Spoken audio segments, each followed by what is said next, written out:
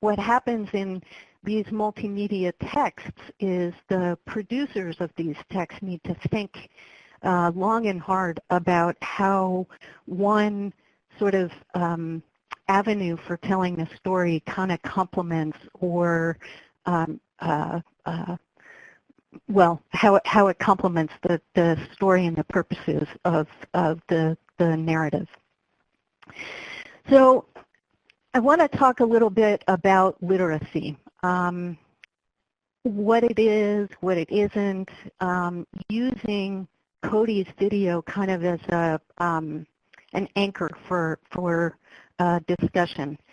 And the National Council of Teachers of English defined literacy as a collection of cultural and communicative practices that are shared among members of a particular group.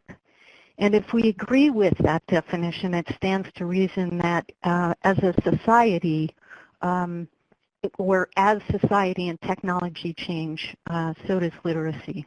And decades of research point to the important observation that literacy cannot be understood apart from the social contexts in which it develops. I think probably some of you are familiar with the work of Shirley Bryce Heath. Maybe less familiar is a little bit earlier work done by Scribner and Cole, who sought to test whether school-based literacy could explain variations in how adults engage in tasks that require them to use abstractions, logic, and memory, because there were people who were claiming that literacy conferred upon those who were literate kind of advanced cognitive skills. And so Scribner and Cole wanted to find out if this was actually the case. So what they did is they designed a research project with the VI people, which is a small Liberian population. And in their research, what they did is they asked participants, some of whom had more years of formal schooling than others, to perform several tasks. And they hoped to gain a better understanding of how different social situations might affect and change human thought. What they discovered was that, interestingly, literacy helped the most not with the task itself, but with the explanations that participants provided about those tasks. And I quote from them. They say, the most impressive finding is that formal schooling with instruction in English increased the ability to provide a verbal explanation of the principles involved in performing various tasks. Justification given by schooled individuals were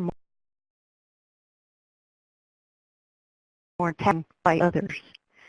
So Scribner and Cole and many researchers who followed found then that literacy should be approached as a set of socially organized practices which make use of symbol systems and technologies for producing and disseminating it. So again, think back to the tools that Cody had at his disposal to tell the story that he told.